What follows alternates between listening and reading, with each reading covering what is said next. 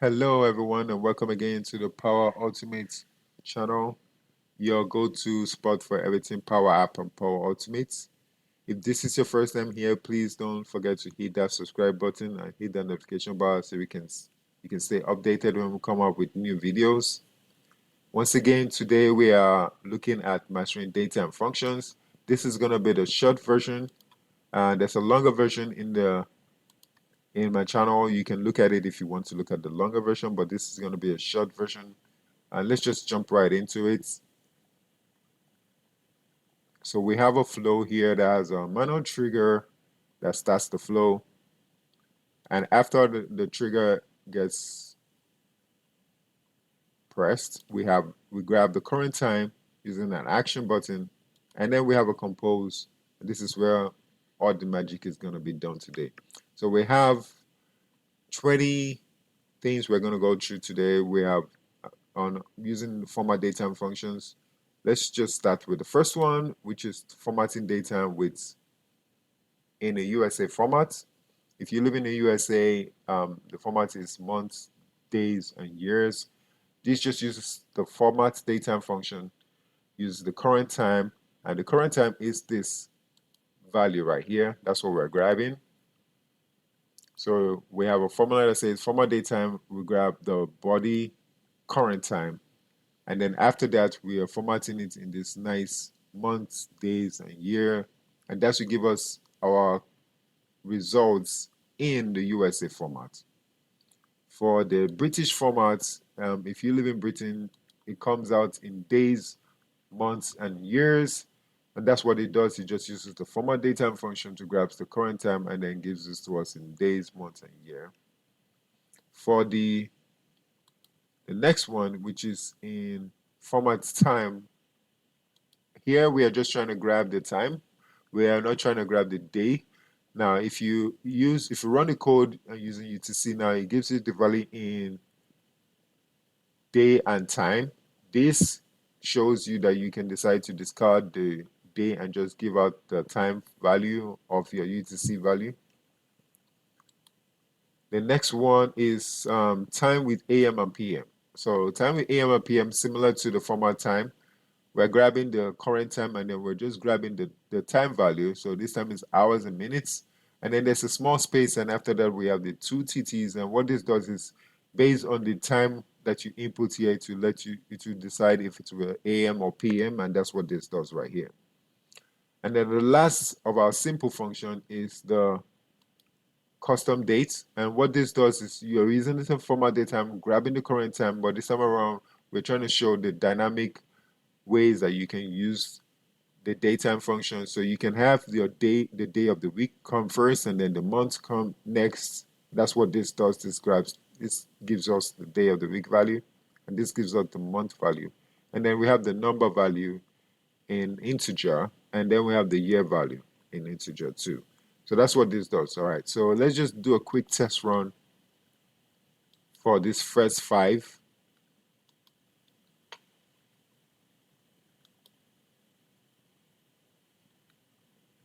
All right, so here's we have for the first 5. We have the day format in USA, which is month, day, year. We have the in British time, which is day, month, and year. For the format time, we just have it in 1746:01, and time in AM PM 5:46 AM. If you notice here, there's a 24-hour format, and then there's a 12-hour format. So you can format it in a 24 or 12, whichever one you're trying to get at. And then we have the custom date, which lets you know you can have it day of the week, month, day, and then the year. And you can switch this around, putting the Sunday on the end, the year in the beginning, however you want to do it. And that's the 5 simple ways of customizing it. And you can add more to this. This is just, I think these are bullet points to get us on the right track. All right, so let's move on to the advanced version. For the advanced version, the first thing we're trying to get is the start of the day. And to get the start of the day, we're going to use this beautiful formula here called the start of the day. And what this does is once you give it any time value, it uses the formatDateTime beautiful format, start of the day, to give us the beginning day of that day. So, for example, today, right now, it's saying 12:47. When you calculate it using the start of the day, it gives us the beginning of the day. So that should be like 12 midnight instead of 12:47 p.m. It should be, so it should be a.m. 00s. All right. And what this does here, all this does is gives us our value back in our UTC format. So based on this code, the start of the day should be 000 for Sunday, for the start of the day. End of the day, similar to the start of the day, but this time around we are going to be a little bit more creative for this. So here's the code that does most of the magic. So start of the day, addDays, body, current time 1. What are we doing here? What we're doing here is we're saying for the current time, so if it's 12:48, add 1 day to it, and that should be, if today is Sunday, add 1 day to it, which should give us Monday, right? And this is what we're saying. Today is Sunday, add 1 day to it, give us Monday. Give me the start of that day, which should be Monday 000s. And then we're saying add 1 second to it, which should be 1 second, which should be 11:59:59, 1 second before Monday. So we're literally going forward in time to go back in time so we can get the last second before the day ahead. And then we're finally formatting it in this beautiful UTC now format to give us the final answer for our dates and time function. All right, that's for the start of the day and for the end of the day. Let's move on to first day of the month before we run the test. So similar to the start of the day, we have the first day of the month, and this time around for the start of the day we use the start of the day function. For the first day of the month, we're going to use the start of the month function, which is another function that's associated with the formatDateTime function. Like I said, I'm going to leave a link in the description to how you can get access to all this. For the start of the month function, it just grabs the body time, and after grabbing the body time, it gives us the beginning, the start of the month using the start of the month function, and then we just format it in this year, month, and day version. That will give us the first day of the month. So the first day of May is what we're trying to get here. If you're trying to get the last day of the month, which should be the last day of May, we use this formula here. And what this is basically doing is we are saying body current time addDays 32, right? So we're in May and we want to get the first day. We're trying to get the last day of the month, right? So we need to go 1 month ahead. What this does is says if we're in May, addDays 32. Like we know we can't have more than 31 days in a month. So if you add 32, you're definitely going to end up in the next month. So it doesn't matter what day of the week you're on. If you put this formula in, you're going to get to the next month. So once we get to the next month, so we're in May, we add 32, we're going to get to June. Then we get the start of the month for June. That's what this does. It gets the start of the month for June. Now that we've gotten the start of the month for June, and since we're trying to get the last day of the month for May, we do an addDays -1 to go back 1 day to get us the last day of May. And then we finally format it in this beautiful year, month, day format. And that gives us the last day of the month. Simple and straightforward. All right. The next one we're going to do before we continue is the number of days in the current month. Now, if this is similar to the formula we use for the last day of the month, which is to go forward 1 day and then go back 1 day to get the month we're on, which should be May.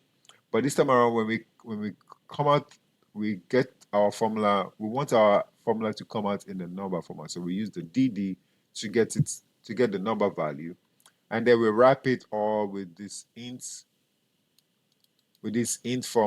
function to make sure that it comes out in the number value that we can manipulate and use around. So that's what that does right here. So we've tested. I think we've explained about. Let's do a run test and see how they look before we continue.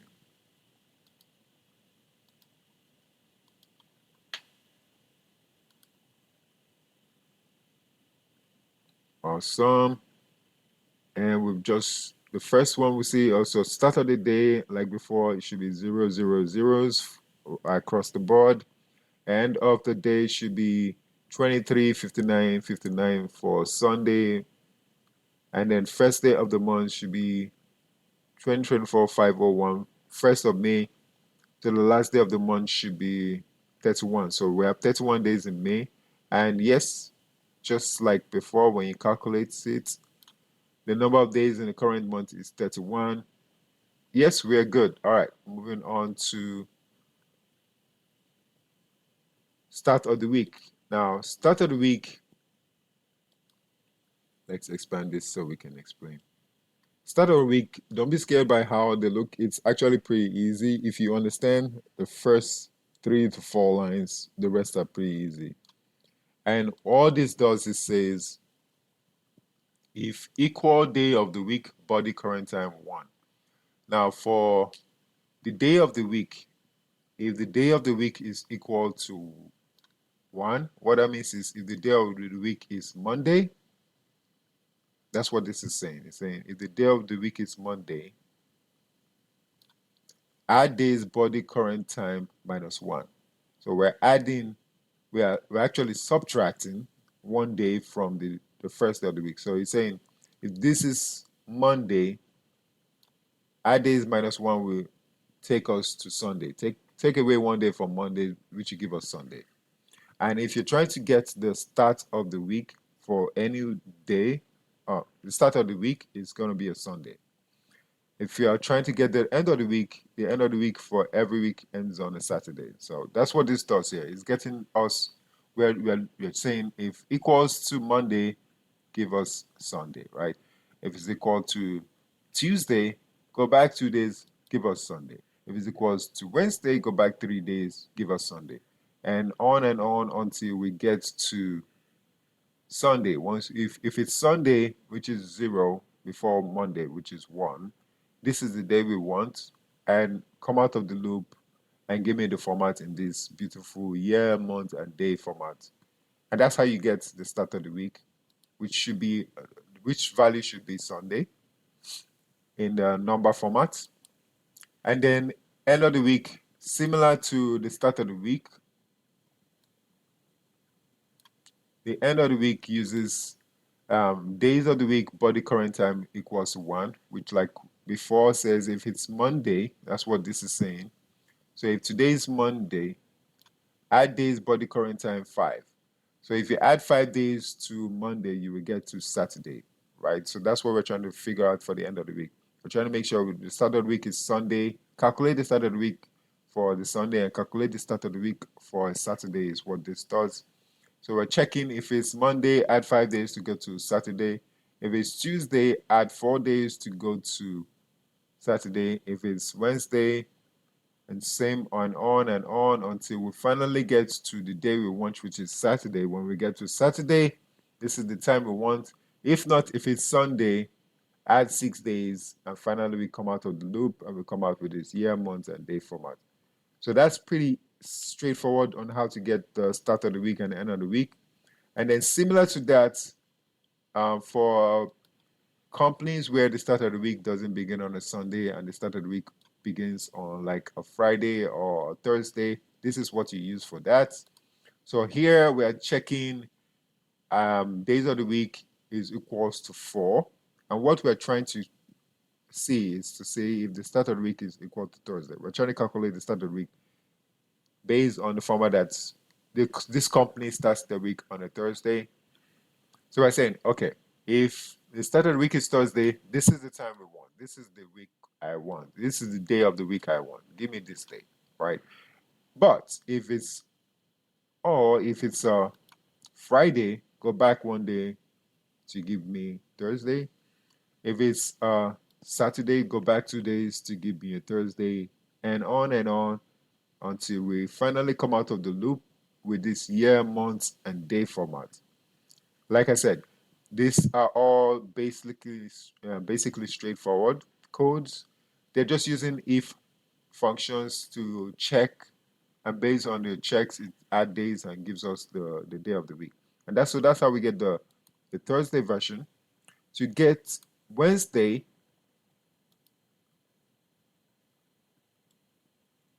and how we doing on time? I think we're doing good on time. To get Wednesday is the same concept we use for Thursday, but this time around, instead of going back one day, we're adding 6 days to it, and we're saying, okay, if the day of the week is Thursday, add 6 days to it. There are 7 days in a week, so if you add 6 days, you will get to the end of the week, the day one day before the end of the week. So that's what this does. It give us Wednesday, and if it's, let's say it's Friday, add 5 days to give us Wednesday.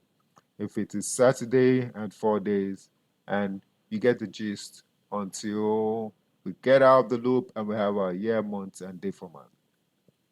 So we've done start of the week, end of the week, start of the week Thursday, end of the week Wednesday. Let's do this remaining two, first day of the next month, before we do one more test, and then we jump onto our final four here, which are dates difference in days. All right, so first day of the next month. For the first day of the next month, I don't know if you guys remember when we first did the first day of the month. Let's go back to this real quick. And all we needed to do was just pass the current day into the start of the month function, which we automatically calculate the first day of the month. And then when we went to the last day of the month, we had to do this weird loop thing where we went into the future and then went into the past to get the right day. Well, similar to that, we're going to use the same process to get the first day of the next month. Now, if you really check it out, the first day of the next month is mostly going to be 2 months ahead, right? So here's what we're doing. We're saying start days, add days, body current time 32. What we're saying is we're saying, okay, today is 5/26, add 32. Today is May. If I add 32 days, I'm going to get to June, right? So if I add 32 to May, I'll get to June. Once I get to June, give me the start of the month for June. The start of the month for June will be June 1st. Once I get to the start of the month for June, which is June 1st, I'm saying add days minus 1. So June 1st, add days minus 1 will take me to May 31st. And then after I'm on my May 31st, I'm saying add days again plus 1, which will take me to June 1st, right? So we're trying to get the first day of the next month. And you're asking yourself, wow, what? But you already got June 1st. Why are you going back and front and back and front again? Well, it's pretty simple. Just like before, there are some days, there are not all days are equal in a month. Some days are 28, some days are 29, some days are 30 and 31. So to get around the issue of which day of the month, instead of asking or Power Automate, check if it's 29, check if it is 32, and we add a bunch of switch statements. This does that work for us by making sure, okay, we go ahead of time. Since we're trying to get the month ahead, we go ahead of time, go back, and then calculate based on the function, start of the month function. We're using the powerful Power App start of the month function to calculate that by going back and front and back again. So this will ensure that if you're trying to get the first day of the next month, you're going to get it right, no matter what day of the how many days of the month it falls under, 28, 29. It doesn't matter. It will figure it out. For the last day of the month of the next month, this actually is way simpler, but this time around, instead of adding 32 days and then going back and front and back again, we're going to use a straightforward formula. We're going to say, okay, add 61 days. 61 will take us 2 months ahead. Remember, we're trying to get the last day of the next month. So the last, not the last day of this month, but the last day of the next month, so 2 months ahead. These are just ways to let you know how you can manipulate time. So we're saying, okay, start of the month, add days, add 61 days. If you add 61 days to any day of the month, you will get 2 months ahead. All right. So once we get 2 months ahead, we're saying, okay, add days minus one. So let's say this is May, and I go 2 months ahead, I will get to July. Add days minus one will give me, start of the month will give me the first day of July, right? So I've gone 2 months ahead and I'm in July and I've gotten to the first day of the month. Then I say, okay, add days minus one, which would take me to the last day of June. And remember, we're trying to get the last day of the next month. And so that will give us the last day of June. All right, so let's do a quick test to see what we get with those formulas. All right, let me save it first because that Power Automate wants me to save first.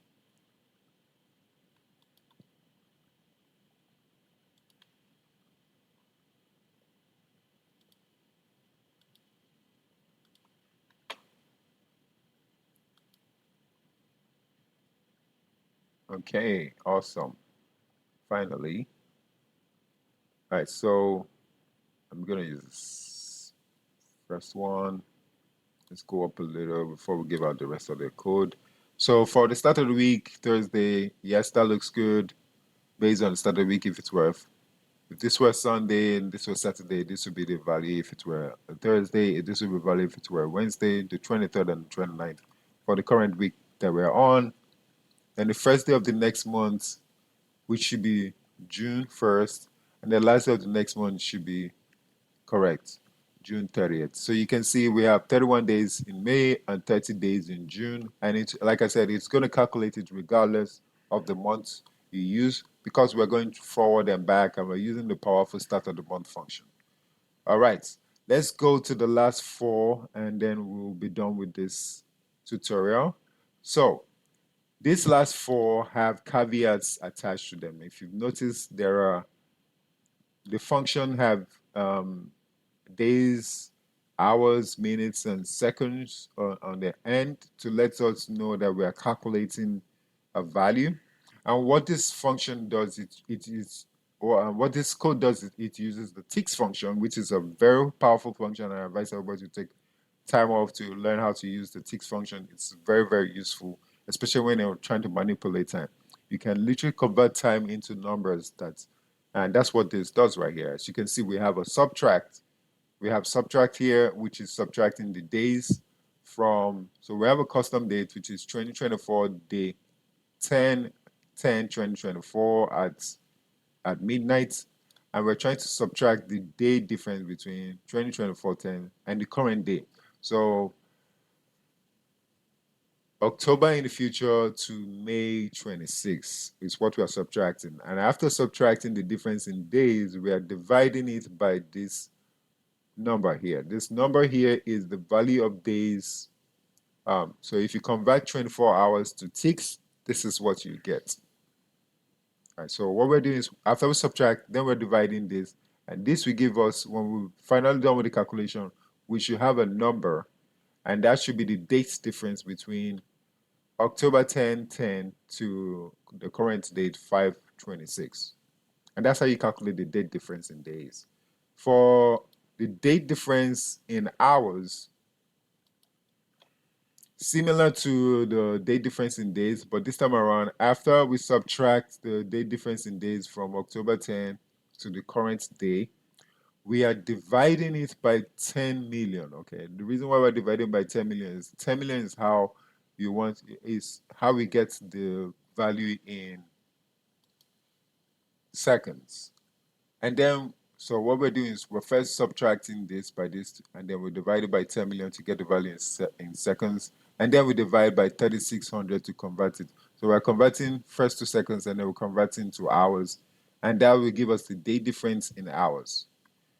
For the day difference in minutes, similar to what we did when we were calculating with the day difference in hours, we first subtract the day difference from our custom date, October 10, to the current date. And then we divide it by 10 million to give us the version in seconds. And then we divide it by 60 again to convert it to minutes. So that's conversion to minutes. For conversion to seconds, this time around, same process, but after subtracting,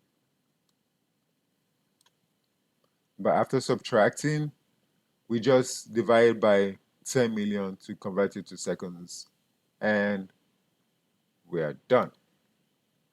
So those are our 20 fun functions that we're playing around today. Let's just do a quick test and see the results for all 20. And if you've enjoyed or you've learned anything, please, we're a new channel, so hit that subscribe button, like, and let's see our final code results.